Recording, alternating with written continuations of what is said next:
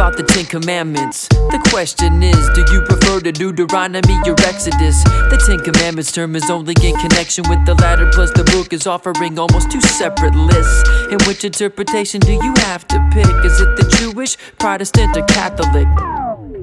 Of course there's many more than this, all of which are an abridged version of the Torah's list. It's ridiculous, some think we have to read a list of rules that hardly touch upon morality. Cause if we did, what would happen? The Catholics would drop their saints and quit working on the Sabbath. Number 1, I am thy God which brought you out of Egypt, the house of bondage. That's rather odd, but what else does it tell us? No worshipping other gods, for thy God is jealous? Really? That's kind of a silly notion that God Almighty suffers a petty human emotion. In that Egypt part, I see why it gets ignored, but maybe God was making an evolution metaphor. Let's move on to number 2. Make no graven images of things above or under you. Now this isn't in the Catholic 10, and the reason's obvious. Their God needs all the help he can. Now you won't believe, but here's number 3. The feast of unleavened bread thou shalt keep, unless you read a different page. Just don't take the Lord's name in vain, which isn't really the same. Number 4, keep the Sabbath hollow. That's a Saturday, so which commandment do the Christians follow? God rested on the 7th day, but he's omnipotent and infinite. Why does he need a break? Number 5, depends upon the list you read. Honor thy father and mother, or observe the Feast of Weeks. Respect is earned, not just something you should give. Should children have to honor a parent who is abusing them? There's 2 for number 6, thou shalt not kill, or Christ or your boys must appear before the God of Israel. If it's wrong to kill, then God must love to disobey it, since he drowns the earth and murders babies just to make a statement. Number 7, no sacrificial blood with leaven. Sound unfamiliar? Probably cause you've never read it. You're thinking of the other 7. Thou shalt not commit adultery with another man's possession.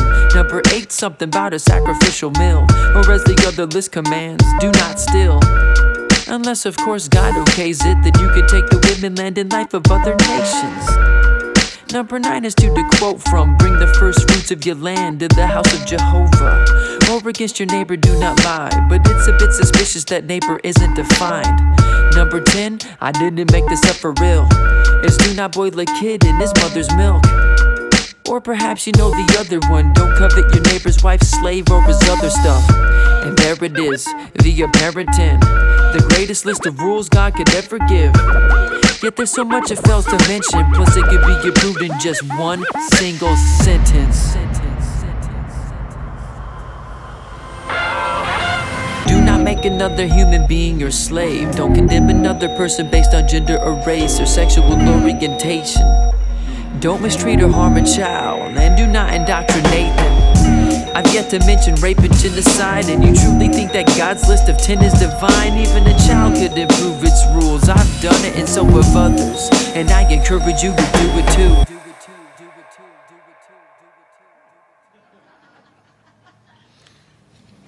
The truth is that almost any precept we would put in place of the second commandment would improve the wisdom of the Bible. How about don't mistreat children? How about don't pretend to know things you do not know? Or what about just try not to deep fry all of your food?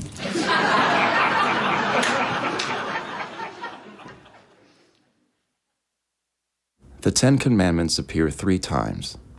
Exodus 20, 1 through 17, Exodus 34, 14 through 28, Deuteronomy 5, 6 through 21, with various laws appearing in Leviticus 19.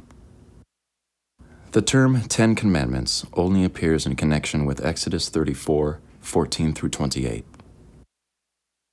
God drowns the earth, Genesis 7, 4.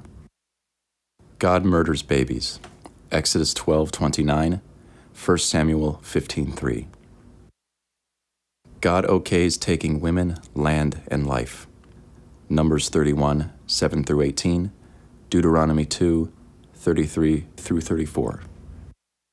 Improving the 10 Commandments soundbite from Sam Harris at the Aspen Ideas Festival, 2007.